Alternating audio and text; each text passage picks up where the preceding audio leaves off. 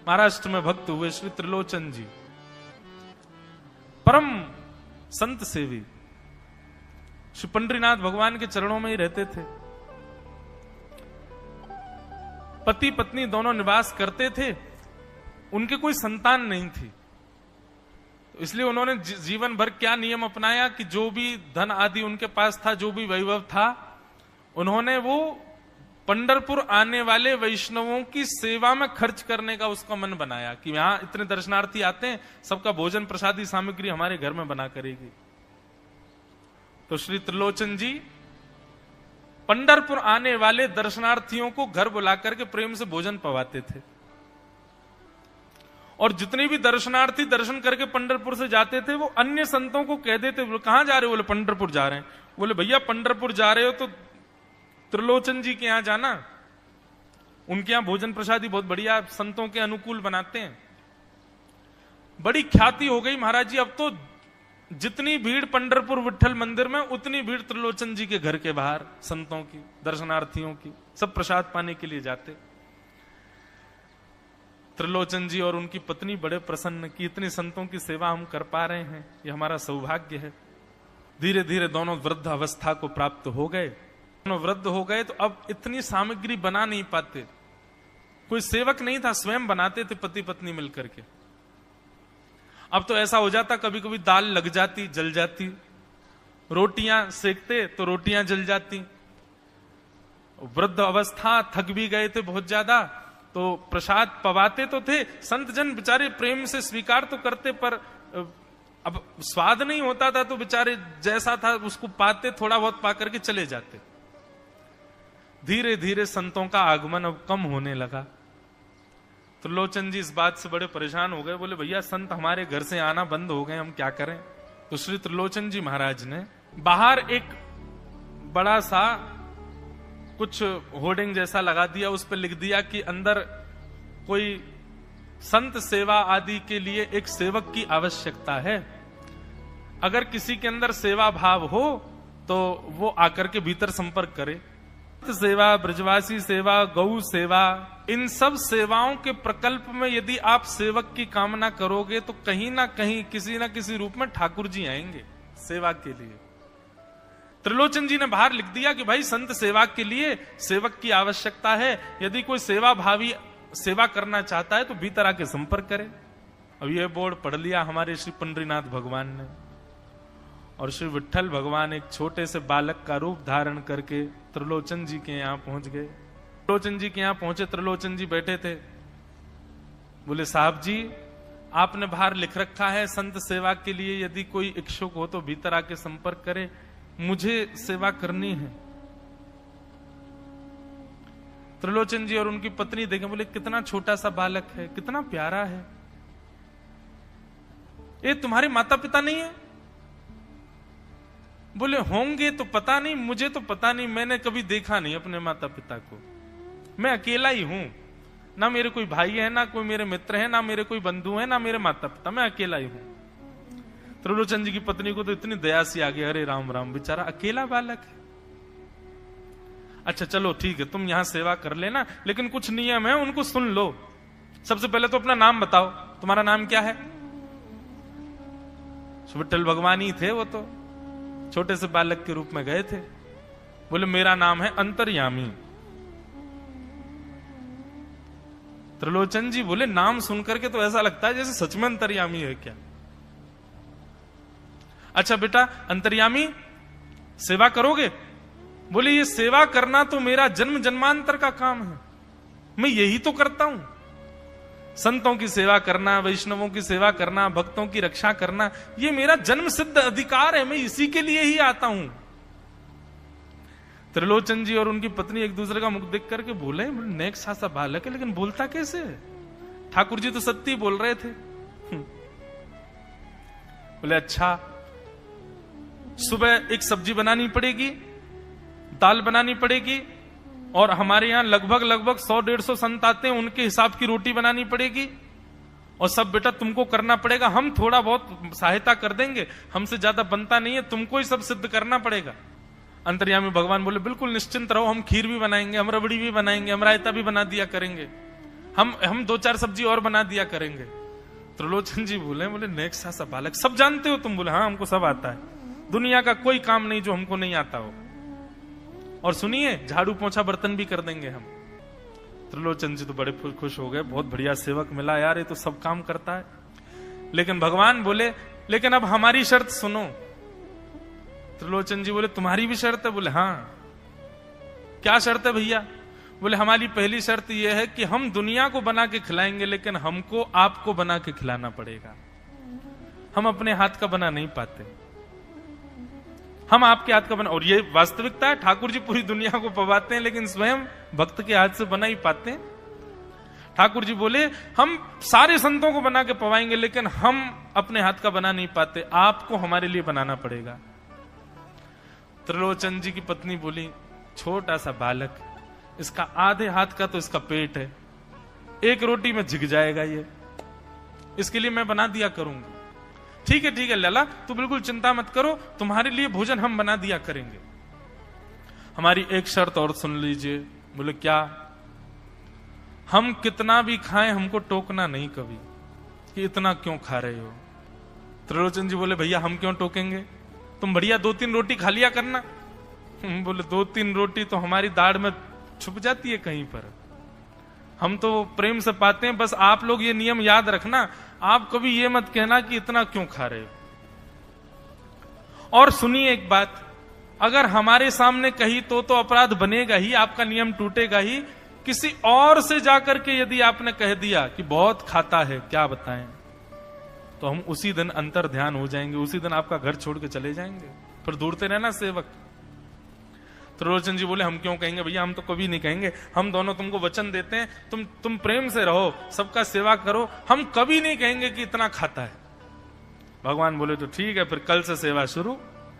अगले दिन महाराज त्रिलोचन जी और पत्नी उठे सवेरे ब्रह्म मुहूर्त में, देखा तो महाराज भीतर ही ठाकुर जी बढ़िया अपनी कमर कस करके, सिर पर ढांटा बांध करके, मुंह पर कपड़ा लगा करके और कढ़ाई में लिए चला रहे हैं, बना रहे हैं दाल। एक हाथ से दाल बना रहे हैं, फिर दौड़ के जाते हैं दूसरी कढ़ाई पे, वहां पर खीर बना रहे हैं, फिर कहीं जाते हैं वहां पूड़ी उछाल उछाल करके धर रहे हैं। त्रिलोचन जी और उनकी पत्नी देख रहे खड़े खड़े, अकेले ठाकुर जी सब बना रहे हैं, नेक्सा सा बालक। 8 बजे से संतों की जमात आनी प्रारंभ हो गई, सुबह के समय हो गया। महाराज अकेले ही पत्तल लेकर के दौड़ते हैं, सारे संतों को पत्तल बांटे आते हैं, फिर अकेले ही सामग्री लेकर के जाते हैं और लेकर के सबको बांटते हैं। त्रिलोचन जी कोई सामग्री लेके जाए तो ठाकुर जी बीच में ही आ जाते हैं, बाबूजी आप जाके बैठो, मैं बांट रहा हूं ना, आप उठ के मत आओ, आप उठ के आओगे सब फैल जाएगा, मैं कर रहा हूं ना सब। अकेले ठाकुर जी, अकेले अंतर्यामी भगवान सब कर रहे थे। और त्रिलोचन जी और उनकी पत्नी बड़े प्रसन्न, जय हो विठोबा, तेने तो भैया ऐसा लगे साक्षात तुम ही आ गए हो, कितनी कृपा हो रही है, देखो कैसा सेवक मिला है। हमें भली संतान नहीं दी ठाकुर जी ने, लेकिन ऐसा सेवक दिया है जिससे परिपूर्ण आनंद हो गया है। संतों की भोजन प्रसादी हुई, महाराज खूब प्रेम से सब संतों को पवाया, संत भी सब वाहवाही करके गए, बोले वाह त्रिलोचन जी आपके यहां खूब बार पाया, लेकिन आज जैसा प्रसादी हमने कभी नहीं पाई। त्रिलोचन जी बड़े प्रसन्न। सब संत चले गए, भगवान तुरंत पोंछा लिया है, पूरे फर्श को मार्जन कर दिया, सब बिल्कुल सारी दरी वरी समेट करके रख दी, सब पत्तल आदि सबको व्यवस्थित कराए, सारे बर्तन मांज करके धर दिए, सब बिल्कुल व्यवस्थित करके, और आकर के ठाकुर जी सामने बैठ गए। मैया अब सेवा हमारी तो पूर्ण हो गई, अब हमारी पेट पूजा करो, अब आप लगो रसोई में, हमारे लिए बनाओ। वो तो इतने भाव में आ गए, अरे मेरे लाला मैं अभी बना के लाती हूं। सुंदर सुंदर सब्जी बनाई, सुंदर रोटी बनाई, सुंदर खीर बनाई, थोड़ी थोड़ी एक एक दोना, 2-2 दोना मान लो सब्जी बनाई, 2-2 दोना खीर बना दी, 10-5 पूड़ी बना दी, ठाकुर जी की बढ़िया थाली लगाई, थाली लगा करके सामने धर दी। अंतर्यामी भगवान बैठ गए, प्रेम से पाने लगे, पाते जाए महाराज, वो तो खाते जाए, खीर उठा करके पी जाए, सब्जी उठा के पी जाओ, और लाओ मैया भूख लगी है जल्दी लाओ। 10 की 10 पूड़ी एक बार में चट और लेकर के आई, बेचारी देती गई, 10 की पूड़ी और धरवा ली, फिर उनको भी पा गए। अब मैया ने इतनी सामग्री बनाई थी, बोले मैया भूख लगी है जल्दी जाओ, आटा मारो, फिर से सेको, बढ़िया लेके आओ सामग्री, आपसे हमने कही थी कि आपको हमको पवाना पड़ेगा। नहीं बेटा तू बिल्कुल बैठो रहे। अरे भैया मुझे तो लगी नेक्स्ट सो पेटया को, ये तो कुआ है पूरा, कितना डाल दो भरे कोई ना। महाराज आटा मारते मारते शाम हो गई। शाम तक ठाकुर जी पाते ही रहे और खूब पेट भर के पाया। महाराज एक आसन पर अखंड 4 घंटा बैठ करके भोजन किया और भोजन करने के बाद ठाकुर जी बोले, ठीक है सेठ जी, अब आओ, लाओ तेल ले आओ, आपकी नक मालिश कर दूं, आपकी नक सेवा कर दूं, आप थक गए होंगे। त्रिलोचन में नहीं इसकी नहीं क्यों नहीं है, तेल लेकर के उनकी मालिश भी कर दें। इस प्रकार चले। त्रिलोचन जी की पत्नी बेचारी पहले दिन तो कुछ नहीं बोली, दूसरे दिन भी कुछ नहीं बोली, तीसरे दिन उसके मन में आया, बोले ये क्या कर लिया हमने। सुबह जितना भोजन बनना चाहिए उतना तो ये अकेला ही पाता है। सुबह संतों का ये बना देता, पर शाम को इसके लिए जितना बनता वो संतों के बराबर ही बैठता है पूरा। त्रिलोचन जी कहते नहीं तुमको याद नहीं, उसने कहा था कभी कहना नहीं है ऐसा। बोले हाँ नहीं मैं ध्यान रखूंगी, नहीं कहना है। लेकिन अंतर्यामी भगवान तो खूब प्रेम से घर के सारे काम कर रहे हैं उनके। महीना 1.5 महीना बीत गया, खूब आनंद से सेवा चल रही थी। एक दिन त्रिलोचन जी की पत्नी पड़ोस में किसी के पास बैठी थी, तो पड़ोसी तो होते ही हैं सब घर के बात बोलने वाले, उन्होंने कह दी, बोले कि आपके घर में तो आजकल बड़ी खुशहाली आ गई है। त्रिलोचन जी को देखा, चेहरे पे कैसा तेज आ गया, लाल लाल टमाटर जैसे गाल हो गए उनके। बोले अरे वो आया है ना अंतर्यामी सेवक हमारा, बहुत सेवा करता है, प्रसादी वगैरह सब वही बनाता है, फिर मालिश करता है उनकी, बढ़िया बढ़िया उनके लिए जूस निकालता है, बढ़िया उनको सब भोजन पानी पवाता है, इसलिए इस वजह से त्रिलोचन जी बढ़िया। वो त्रिलोचन जी तो बढ़िया हो गए, तुम सूख गई हो, तुम इतनी पतली दुबली क्यों हो गई, मेरा दुख कौन जाने। वो सबकी सेवा करता है पर अपनी सेवा मुझसे करवाता है। अरे छोटा सा तो है, ऐसे मटक मटक के जाता है, हम तो उसको देखने के लिए खड़े रहते बाहर, कैसे बढ़िया लगता है। कई लोग तो देखने ही आते हैं उसको कि कैसे सब्जी परोस रहा है, कैसे पूड़ी परोस रहा है, कितना सुंदर लगता है। छोटा सा तो है, उसकी क्या सेवा करनी पड़ती है। अरे बहन तुम क्या जानो, 2, 4, 5, 10 किलो आटे की कब कब में रोटियां पूड़ियां खा जाता है चपेट करके, कुछ पता नहीं चलती, पेट है कुआ है समुद्र है क्या है पता नहीं चलता है। इतना खाता है इतना खाता है इतना खाता है, 4 घंटे की समाधि पर बैठता है एक साथ, थाली नहीं थाल लगाना पड़ता है उसके लिए, इतना खाता है। जैसे ही कहा इतना खाता है, ठाकुर जी अंतर ध्यान हो गए। शाम का समय, त्रिलोचन जी रोज शाम होते ही बैठते थे, थोड़ी देर कुछ चर्चा आदि करते थे भक्तों की। त्रिलोचन जी ने बुलाया, अंतर्यामी, ओ बेटा अंतर्यामी कहां हो, जल्दी आओ, चलो शाम हो गई है, थोड़ी देर बैठे कुछ सत्संग करें कीर्तन करें। अंतर्यामी नहीं आए, पूरे घर में खोज लिया ठाकुर जी नहीं मिले, रसोई घर में खोज लिया ठाकुर जी नहीं मिले, पड़ोसियों से पूछ लिया नहीं मिले, सब्जी मंडी देख आए ठाकुर जी नहीं मिले, पूरा पंढरपुर देख लिया लेकिन ठाकुर जी नहीं मिले। त्रिलोचन जी बड़े उदास हो गए, पत्नी से कहने लगे पता नहीं कहां चला गया, कहां गया होगा पता नहीं। देवी तुमने उससे ये तो नहीं कह दिया था कि इतना क्यों खाते। बोले नहीं मैं तो कान पकड़ती हूं, मैं कभी नहीं कहती उससे। बोले किसी और से तो नहीं कहा था ना तुमने, क्योंकि उसने वचन दिया था ऐसा कहोगे तो मैं चला जाऊंगा। बोले हाँ आज एक गलती हो गई, पड़ोसी के पास बैठी थी, उससे बात करते करते मेरे मुख से गलती से निकल गया कि अरे उसके लिए तो बहुत बनाना पड़ता है, 10 किलो आटा खा जाता है, इतना खाता है, तो निकल गया था। समझ गए। बोले ओहो इसीलिए चला गया, उसको पता चल गया कि तुमने कह दिया है तभी चला गया है। त्रिलोचन जी और उनकी पत्नी दोनों श्री पंडरीनाथ भगवान मंदिर के दहली पर जाकर के बैठ गए। जाकर के ठाकुर जी के आगे हाथ फैला करके कहने लगे, बोले नाथ, हे पंडरीनाथ, आपने हमको संतान नहीं दी, पुत्र नहीं दिया, पुत्री नहीं दी जीवन में, हमने कभी उसकी अपेक्षा नहीं की, हमने कभी आपसे शिकायत नहीं की कि हमको संतान क्यों नहीं दी है। पर नाथ, एक सेवक हमारे जीवन में आया, और जब से वो सेवक आया हमारे यहाँ संतों की सेवा होने लगी, हमारे यहाँ कीर्तन होने लगा, हमारे यहाँ सत्संग होने लगा, हमारे यहाँ खूब आनंद की उमंग होने लगी। उस सेवक ने हमको आपसे और प्रेम करवा दिया। ठाकुर जी, हम आज आपसे दोनों भीख मांग रहे हैं, हमें कुछ मत दीजिए, आप भी मत मिलिए हमको इस जन्म में, लेकिन हमारे उस सेवक अंतर्यामी को हमको वापस कर दीजिए भगवान, वो जहां कहीं भी हो उसको वापस भेज दो हमारे पास।